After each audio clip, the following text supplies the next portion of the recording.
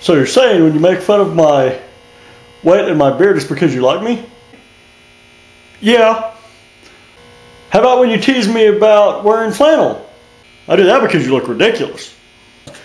Hey guys, Tracy here. I'm not going to be doing a whole lot of work on the Ducati outside in the garage today. It's cold outside. It's like 9 degrees outside. You can see my breath there. It's about 26 degrees inside. I'll show you the thermometer on the Busa. 26.1, care of my trusty MotoFizz thermometer from Aerostitch. Anyway, so yeah, I won't be out here cleaning too much. I'm going to work on some more of my videos for the Ducati later today, but I wanted to do a little video in the middle for you. I've had a couple of people ask me about tools. You cannot do a project of any kind without needing a tool that you do not have. This one for me is no exception. I've had to purchase several tools, so I thought I would go over those. I'm going to pull them out of the toolbox and take them inside so I can explain what I got and why. But anyway, I'll show you real quickly here. This is what's left of the Ducati right there. The rest of it's at the powder coater, along with the fairings. I got a little bit right there. So anyway, yeah, back to me. So anyway, yeah, I'm waiting on the powder coat. It's probably going to be about 2 weeks. I should have the engine parts Monday or Tuesday. Then I can start building the engine. That'll probably take a couple of days because I still need to clean some parts, and it is too stinking cold out here to clean parts today or this weekend probably. So that may get put on hold a little bit. So anyway, okay guys, so far this is the little handheld stuff I've had to buy for this project. I'll just walk you through all of it. Right here, this is a 28mm socket. I needed that for the front wheel because it has a 28mm nut on it. This thing, 14mm Allen, this thing is huge. I had to get this because the Ducati has from the oil filter separately, has an oil screen. In order to get that oil screen out, you need, that's right, 14mm Allen. Also, any time you do a project, you're going to end up buying something that you don't need. You just see it and oh, I want that. Well, this one is one of them for me. It's a palm ratchet.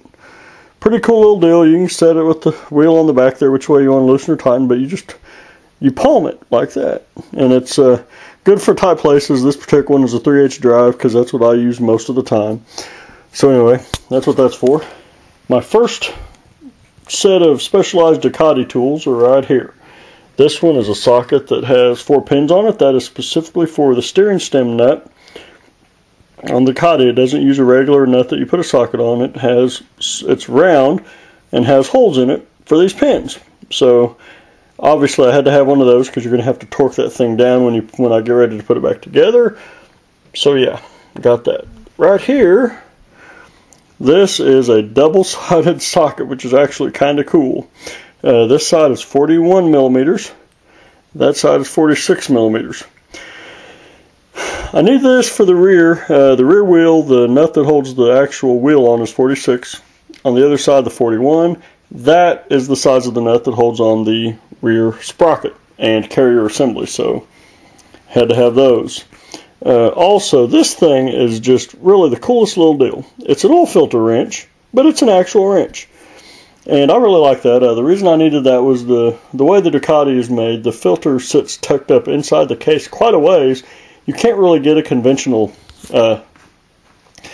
socket on it, you know, the big ones. So that works perfect. It'll work perfect on Carolina's motorcycle as well, because we had a similar problem with hers. And at the time, I wasn't even aware that something like this was made. So now I am, and we won't have to worry about changing the oil on the Ducati, either one of them. And then this thing, this is just cool. It's an 18-inch crescent wrench. I've always needed a big crescent wrench. This one opens up to about 2 inches wide. It's a monster. But anyway, that one was another one of those I just got because I thought it was cool and I wanted one and I had room in the toolbox. So now that's all the handheld stuff now I'm going to move on and show you the big stuff. Okay, right here we have a digital caliper. It has about an 8-inch jaw, and basically it has a digital readout on it there, and you can set it to read in inches or millimeters, and it is just a precise measuring tool out to thousandths of an inch. I used this for checking the clearance on the crankshaft to determine that the crank was toast. So anyway, that's one of those things that's really handy, and of course it comes in a case. I like stuff that comes in cases, and it comes with an extra battery. Waha! Anyway, that's the first of 3 big tools, I guess you could call it, I had to get. Let's move on to the next one. Okay, this one, that is a bearing, seal, and race driver kit. Basically, this is what you have to use to put the bearings, press-in bearings and seals back in your wheels and your frame of the motorcycle. Basically, you just take this. The tool here has a bolt on the end, and I can't really do it since I'm holding this. Basically, you'll screw it in like that. You'll take the bolt off, you'll bring it up through the other side, then you put it down there. Then you have a tool that looks something like that, and you just put your bearing on it where you need, and then you hammer it. You know, well, that was kind of dumb. You just hammer it lightly, you know, gently as best you can so you don't destroy anything. But that's how you put everything back in. I got a kit that's got a lot of different sizes. Well, hopefully allow me to do that myself without having to go to the dealer, since I had to have every single bearing race pulled out of the wheel and the frame and the swing arm, and I'd rather put it all back together by myself. So that's what this kit is for. Now on to the last one. But wait, there's more. Okay, this is one of those, I didn't need it specifically for this project. I've used it for this project already. It was one of the things I got for Christmas, which I still need to make a what I got Christmas video, but anyway, I got quite a bit of cool stuff, this being one of them. That is an electric impact driver. 1/2-inch drive, and it is good for 240 foot-pounds of torque. And it is a bad dude. But anyway, that's probably my favorite tool that I've gotten so far, because I really like it. But anyway, that's it. Just get a bunch of tools and use every single project that you do as an excuse to get more.